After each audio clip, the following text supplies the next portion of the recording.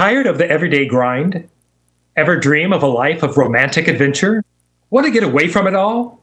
We offer you a chance to get away, designed to free you from the four walls. Listen as Bergen Stage's radio theater brings you Escape. You are trapped in a snowbound cabin in northern Canada, with the temperature slowly dropping, while across the table from you, his eyes staring at you, is your only companion, a madman waiting for his chance to kill you. It was late October when the Radio Shack burned down. We never did decide whose fault it was. Maybe Coble with his cigarettes, or maybe me. Anyway, I guess the whole thing began when we lost the phone transmitter and receiver Coble and I had been sent up to the Northwest Territory by the Canadian Geodetic Survey people. It was a long job, and the biggest part of it was loneliness. I remember what Coble said as we watched the government supply boat steaming off. It's gonna be a long winter. Yeah. Hope they don't run into any trouble on the way back. That ice is closing in fast. Yeah. Well, so long, fellas. See you next spring. Huh. It's getting cold. Feels like snow. Probably get some tonight. Yeah. Well, we might as well get the rest of this stuff unpacked, huh? All right. It's kind of lonely with them gone, you know? Yeah. I guess it's the quiet. You better get used to it. Oh, I will. It's funny, you know, after spending most of your life in cities, I suppose you feel this kind of thing more. There's an awful lot of nothing out there. You need a drink. Come on. It wasn't that Coble was moody or anything like that. I think he wasn't used to being out of touch with people, things that he was accustomed to in the cities. I was the opposite. I kind of liked the loneliness. As a matter of fact, now that I think about it, we were a pretty strange couple to hit it off the way we did. And when you got 7 months to spend alone with another man, you gotta be sure of each other. And we thought we were. Until after the radio was gone. That day it burned, we stood in the snow watching the embers glowing and wisps of smoke rising into the sky. Well, it's gone. We still got the code center, just in case. Yeah, I know. But I'm gonna miss the programs and the music. I'll tell you, we could send a message to base if you want. Ask them to fly another. Oh, no. You know old McLeod, he'd boil. He'd scream, waste of money. He'd probably take it out of our pay. No, we'll do without it. Well, that's all right with me. You're a hearty soul. I don't think you'd mind if you had to stay here alone for 7 months, you know? It'd be dull. I wouldn't have anybody to beat at chess. Well, I think we better use those theodolites tomorrow. Get to work on that western section over the range. Triangulation. Oh, Jack? Yeah? What? If it was my cigarette that burned down the shack, sorry. Forget it. I may have done it myself. Forget it. By the end of November, we'd done pretty well as far as work was concerned. But Coble was getting jittery. We had a week stretch where we couldn't move out of the camp. It was around 30 below outside and blowing 60 miles an hour. Coble had read most of the things we brought along and was sitting at the table, trying to beat his solitaire game. I was oiling my gun.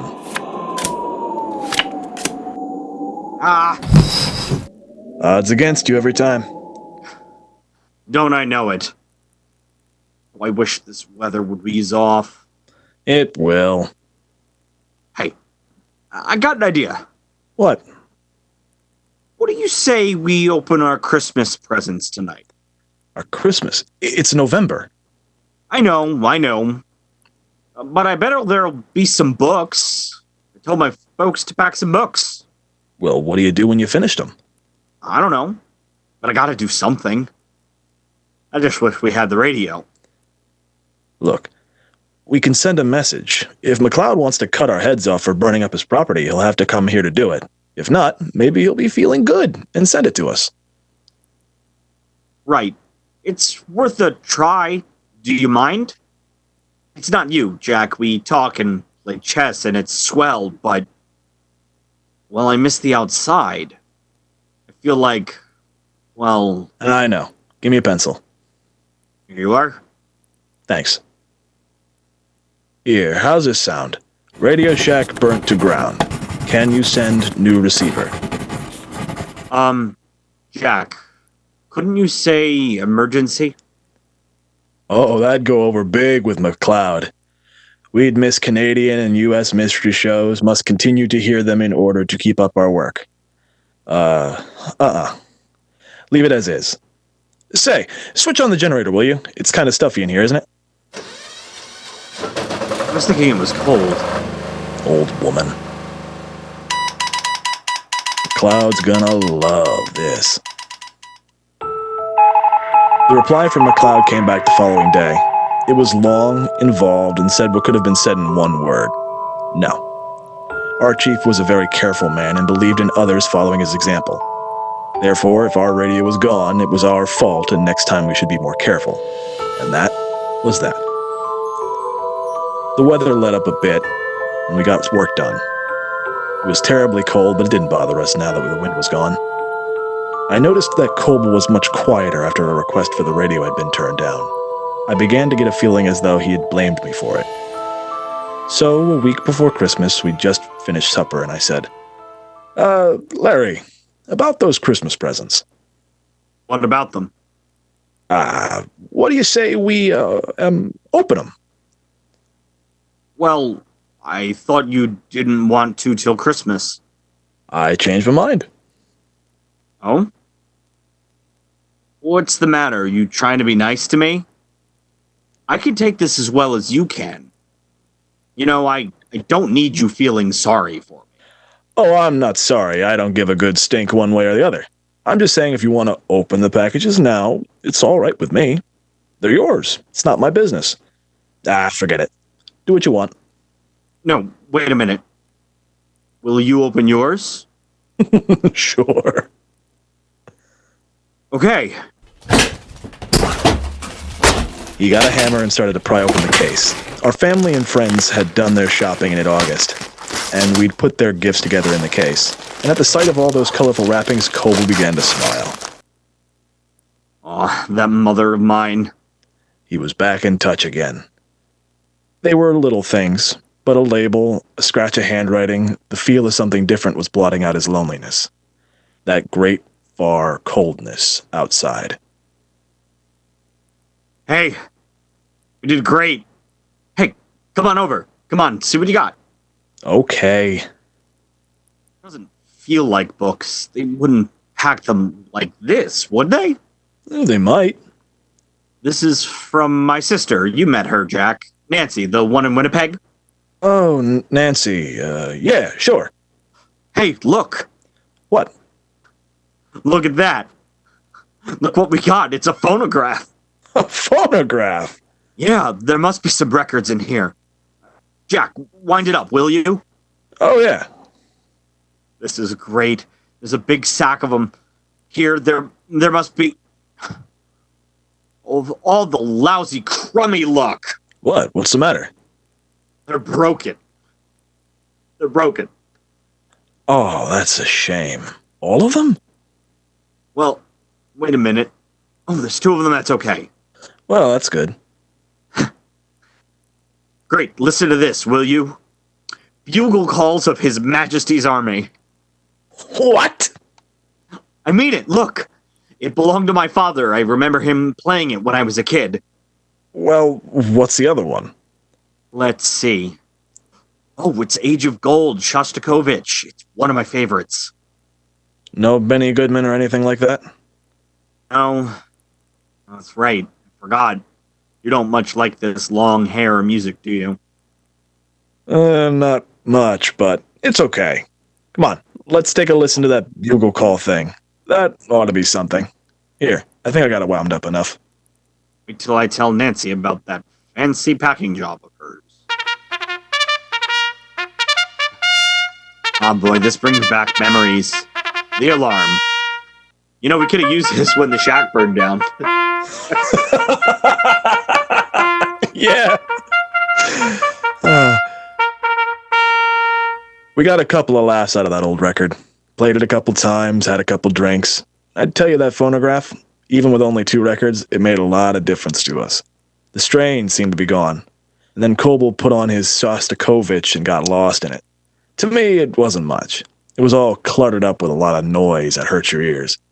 He must have played it half a dozen times while we unwrapped the rest of the things. There were a lot of books and magazines, and it was real good. I figured we could stretch him out for at least 3 months. That'd take us into March. But by the next day, the weather turned bad. A blizzard came down. We stayed inside until the day after Christmas. And Koble, he was like a kid. He smoked cigars, drank brandy, listened to his record, and read. In 10 days, he'd read every single thing. And then he had nothing to do but play his record.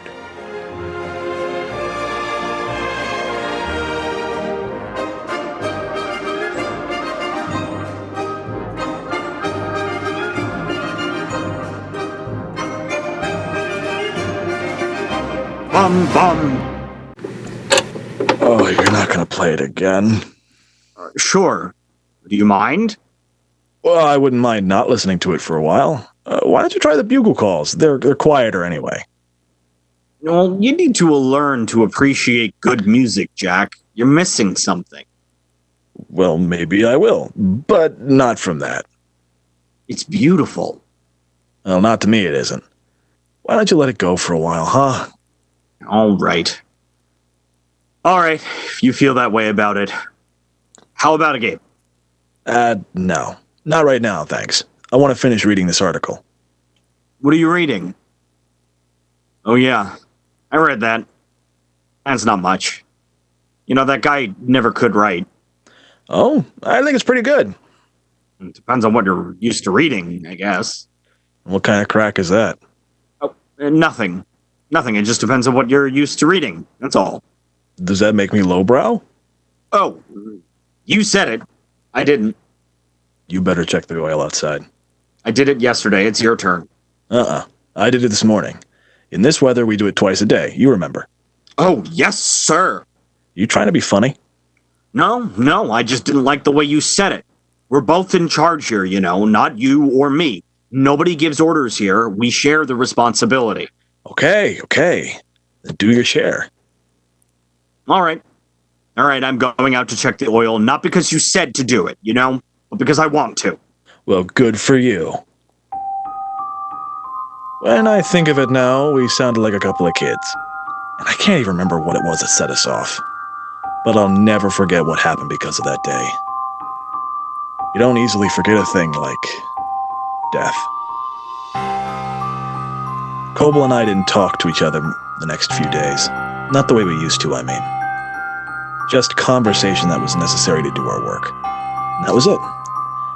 He didn't play his record either. New Year's Eve day, we got a couple of messages through in code from our families. I guess we felt pretty bad. Koble was trimming the oil stove when I decided to try and make things up. Say, Larry. Yeah. Look, about that business the other night, I'm sorry. It's my fault. Really, it's kind of silly, Yeah. It's probably just as well that we had the bust up then. There's still 3 months to go before that ship comes back. Yeah, I know. And thanks for not playing that record. It's okay. I wish the wind would stop. It gets on my nerves. You know something? I got something that's good for that. What?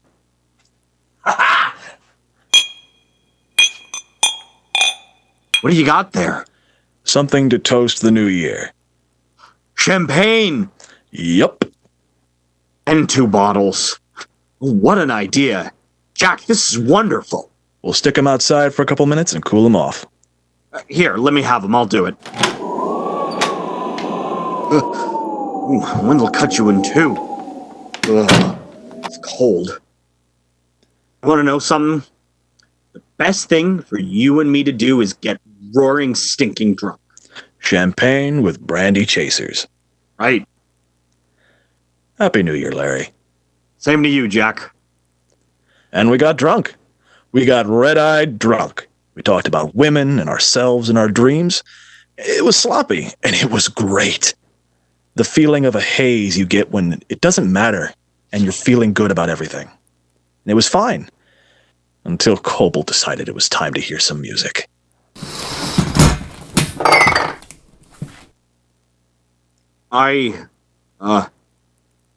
Jack, I want you to really listen to this now.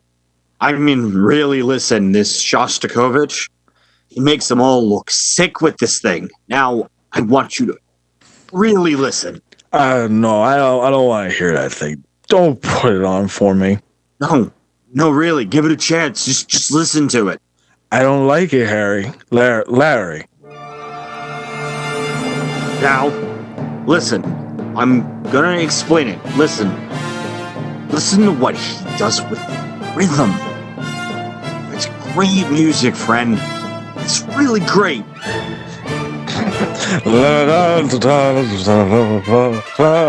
That's not music, it's a lot of noise. It's noise. Jack, shut up, will ya? You're not listening. Don't tell me to shut up. You know, you just don't understand good music. That's the matter with you.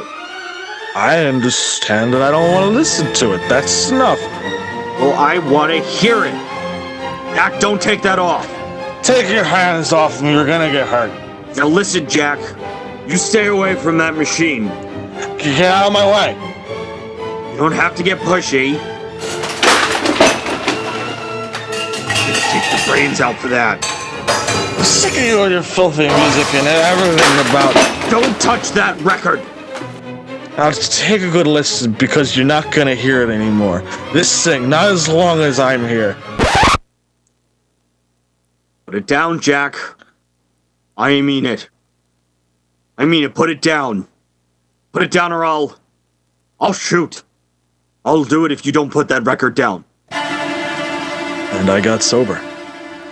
I might never have had a drink I was so sober.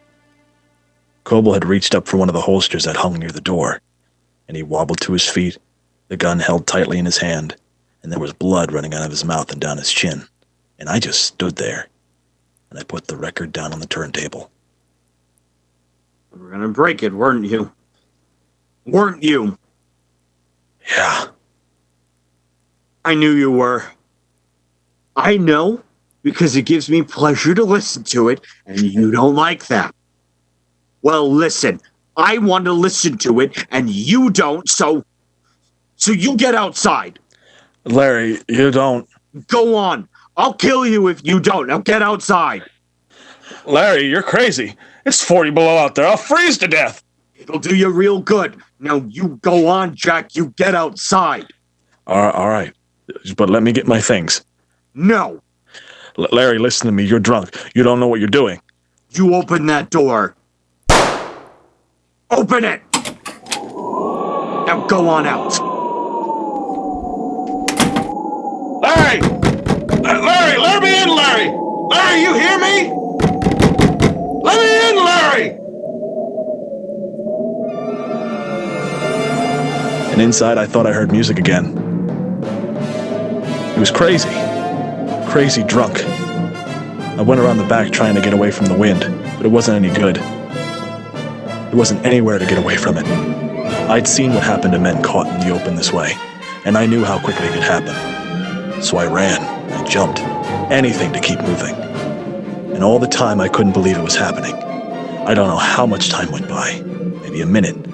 Maybe it was 10. Jack? Jack, where are you? Jack! I heard him calling. Through the flurries of powdered snow blown off the roof, I saw Coble standing in the doorway. I saw the gun still in his hand, hanging by his side. Come on in, Jack! And I forgot the cold. Jack! I only knew that Coble had gone mad and he was going to kill me. Somehow I had to get him away from the cabin.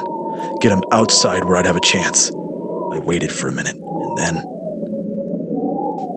Larry? Larry! Over here, Larry! Jack! Over here! I knew he heard me. Jack? And I saw him move out from the doorway. Where are you? Can you hear me? Where are you? Over here! Over this way!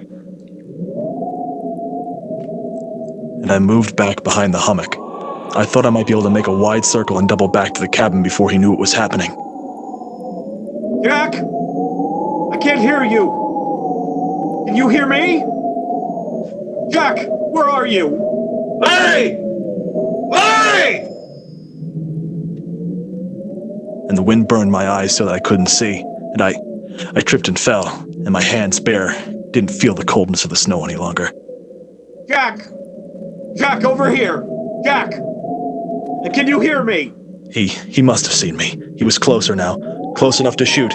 I tried to run, stumbling, falling. Then it was easier. I was going downhill, but he was behind me. Jack! Jack, it's all right. Don't be scared. Jack! And then there was something different in the feel of the ground beneath me. It wasn't ground anymore. Not snow. It was ice. Jack! I'd reached the shore, and I was going out to the frozen sea. Jack, don't go out there! I began to imagine that I could feel the movement of the sea beneath me, and suddenly it didn't matter anymore. I didn't care. I couldn't run. I just wanted to lie down. Jack? I just wanted to lie down. Jack, take it easy. It's all right. It's gonna be all right. You don't have to be afraid. Jack, you can have the gun if you want. I wouldn't hurt you. Jack? When it happened, Cole was no more than 8 feet away from me, but just lay there, watching, waiting for him to shoot. And the dark ribbon that split the ice grew wider and wider. A semicircle of ice had cracked away. It wasn't very big. It was drifting out away and away. The ribbon was no longer a ribbon, and in that moment I knew that he hadn't wanted to kill me. Jack? That I'd been wrong. Jack, help! Larry! Larry, jump in! Swim! Now, come on, swim! You can make it! I can't. Come on, Larry, swim! I can't swim. I can't swim, Jack. We'll try to. You gotta try. Please, hurry, Larry! Jack, please. I wanted to get you back to the cabin. I wasn't gonna hurt you. The ice moved away faster after that. Jack, do something. I don't want to die, Jack. And then I couldn't see him anymore. He was lost in the blackness. Please. Jack, you gotta do something. But I could hear him. Oh Lord, I could hear him. Jack? Jack, you gotta help me. I can't swim. You gotta do something. You gotta help. Jack! Jack? Can you hear me? Jack! Jack! Larry! Larry! Somehow I got back to the cabin. I remember getting the transmitter switched on, sending the message through. And then I got a flashlight and my furs on. I don't know how long I was down there on the ice, shouting, looking. But I knew he was gone. I'd never see him again. And in the gray morning the planes came. And for 2 days they searched until the weather forced them back. And that was all. They flew me back to the hospital. Maybe I'll lose my hands. Maybe not. They're not sure yet. Well, doesn't matter anyway.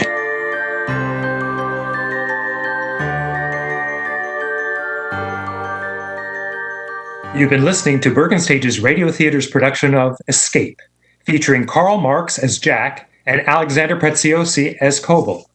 Thank you to Dean Matson, our recording engineer and sound effects creator, to Marianne Coe, our video engineer, to Bergen Community College, the BCC Office of Student Life, and the BCC Media Technologies Department. I am Jim Bumgardner, your host. Tune in again to another episode of Bergen Stage's Radio Theater soon, and be sure to catch some of our earlier episodes available online. Until next time, remember, don't touch that dial, and if you do, remember to disinfect it first.